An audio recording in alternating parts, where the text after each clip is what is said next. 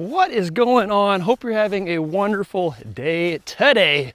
We are in the heat of summer, trying to keep up with watering the plants, the gardens.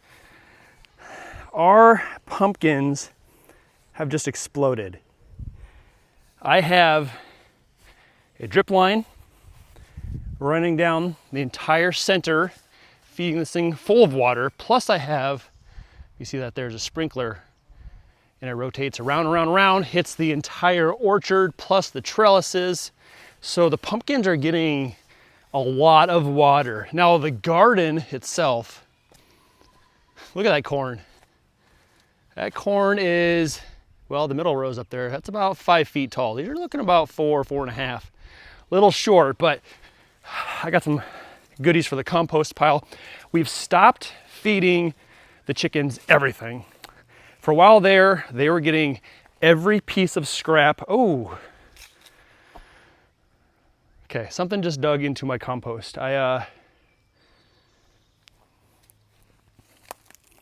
had a chicken. It was leftover chicken. We smoked 2 chickens the other day, and I saved the carcasses, the bone and all that kind of stuff. I guess not the carcasses, I saved the bones from the inside, and I brought them out here after we ate, and dug a hole and dumped it right there. And I buried it again.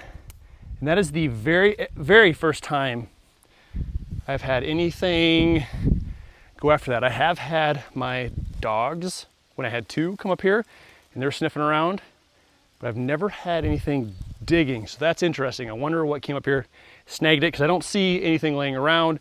And that hole is pretty darn big, but I'm gonna go ahead and utilize that hole we got right here. Back to what I was saying was, we don't give our chickens everything anymore. We used to give them every single scrap that we had, including the banana peels, avocado peels, cantaloupe, watermelon, things like that, but they don't really eat that stuff. They'll pick at it for a little bit and then it just sits there. And out in their pasture, then it just sits there on the grasses and eventually kills it, and then I end up picking it up anyway. So we're trying to separate it out a little bit. So we're only giving them the softer foods that we know they'll enjoy. Everything else we bag up and we bring it to the compost pile. Before I dump that in there, I want to do a little digging. And oh my gosh, what's crazy is as I dig, the smell of fresh soil, not just dirt, but actually fresh soil, is just so strong. It's just amazing. Yeah, that smells phenomenal. It doesn't smell like dirt. It smells like soil. It is just amazing.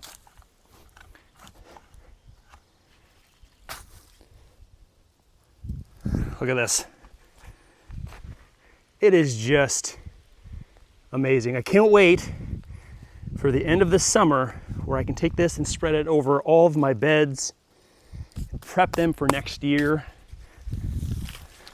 So yeah, we're gonna go ahead, dig ourselves a little hole here.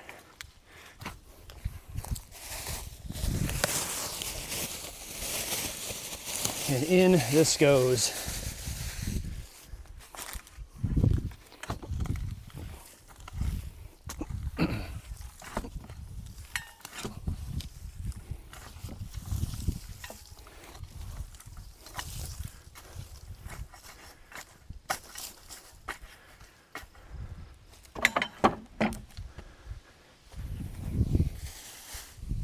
While we're out here, I'll figure to give you a little update on the garden itself. Like I said, the corn that's a good 5.5 feet tall. Unfortunately, I'm not seeing any actual like corn cobs producing yet. Usually I feel like by now I've seen a few small ones, but we have beans. We were actually out here a couple days ago and we were picking some of the beans out of here and eating them right out of the garden. Kids enjoyed them. Oh, there's some right there. Oh yeah, look at that big honker right there.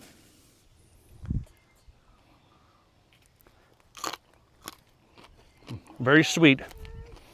You want to eat some too? Yeah. Okay, buddy. Should I find you one?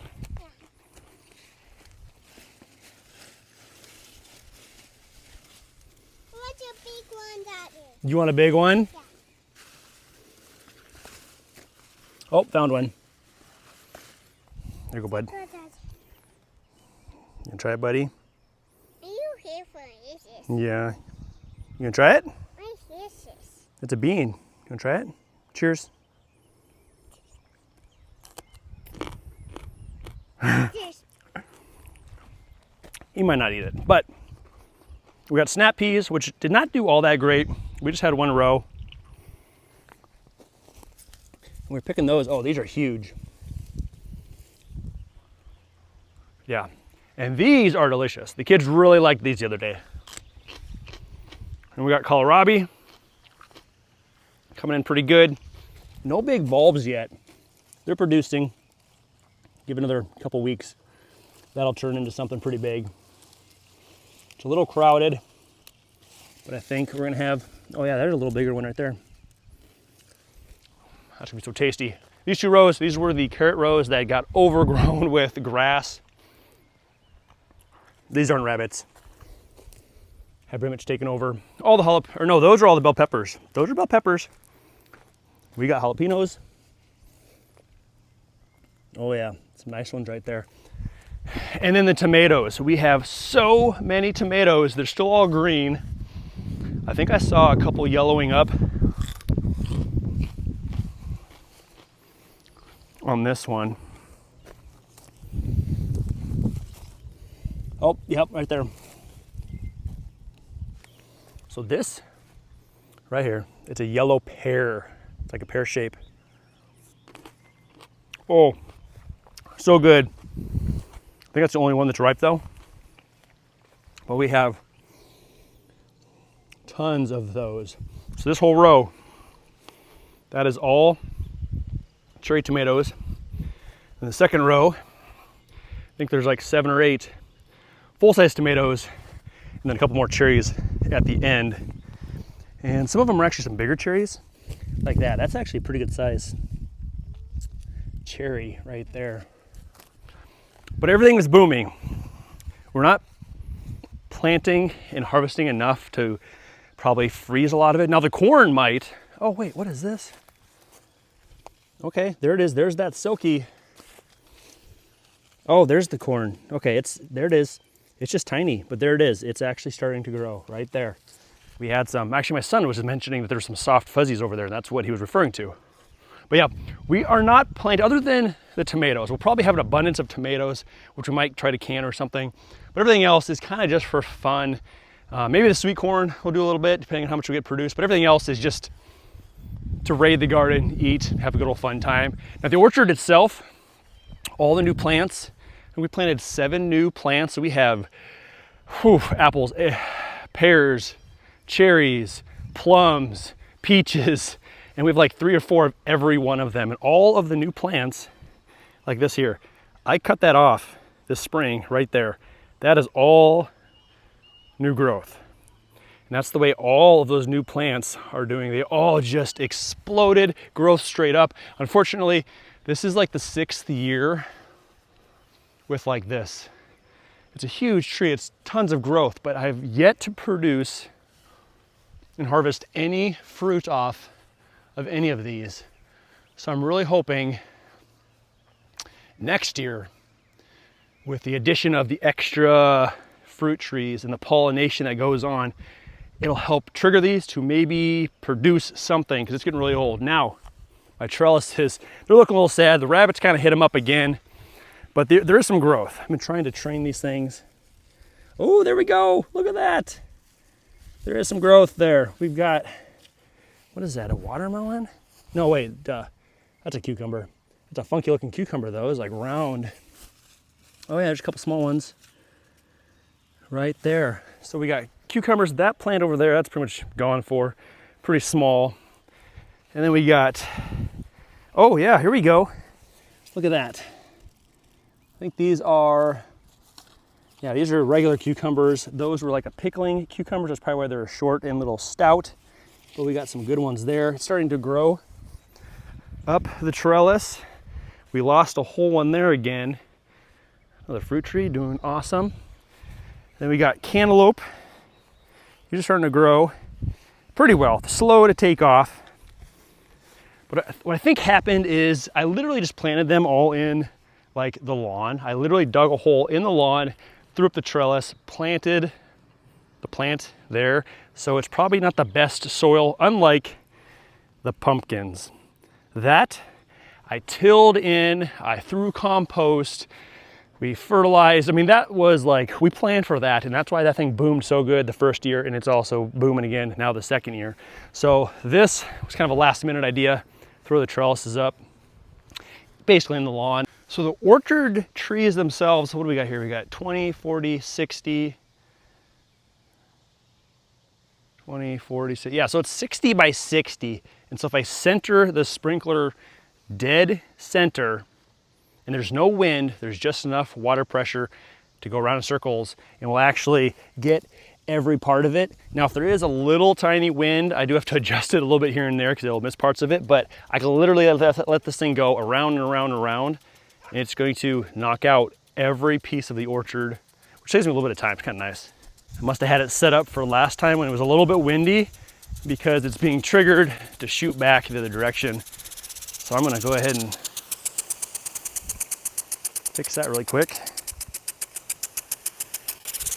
And let's get more in the center here.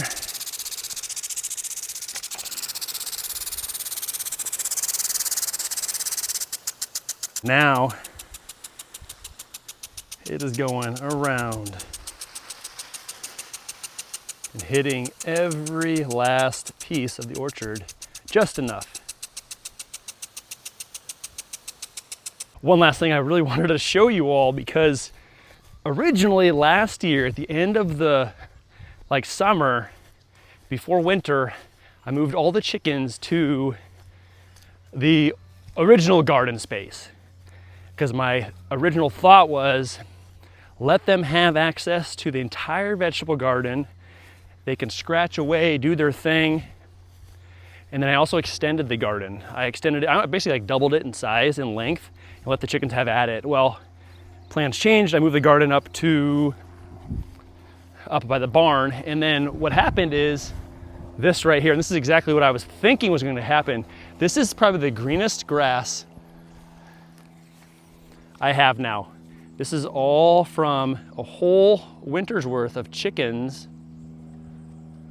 just doing the thing. We let them sit out here for about 5 months before I actually moved them. It was actually well into spring before I actually moved them. So they actually pooped, scratched, ate, compost, all that kind of good stuff right here. And now it's one of the best parts of my lawn. And that was my original plan for the garden. So I'm sure if my garden would have been placed here, we would have been booming right now with some vegetables and fruits and all that kind of good stuff. And unfortunately, our mulberry trees, which got hit by the storm last year and got extremely damaged. I still have branches that are dangling down, but they are, I see some little growth up there, but usually by now we're well deep into super ripe, super sweet mulberries, and the kids used to love coming out here. We got a row of them. There's there's 4 mulberry trees in this row, and there is basically nothing. There is nothing. There's usually, yeah, it's empty. There's some tiny little ones up there, but this is typically just filled, and the ground is covered. Our feet are black and blue from all the staining of the mulberries. It's a cool summer thing, and now it's gone for right now. I don't know. I know some trees skip years when they produce heavy, they produce light, things like that. But these have always produced every year, no matter what, until last year. Got hit with a storm, damaged extremely bad, and now they're not producing. So I'm not really sure what is up with that. But the farmer's corn behind me, it's 7 foot tall. It is, yeah, it's naturally going to grow because it's probably genetically altered or something like that. They spray it, they do all that kind of crud to it, and it is huge. But yeah, that is kind of the update of all the fruits and vegetables and all the things growing around the property. Hope you enjoyed it. See you all next time. Later.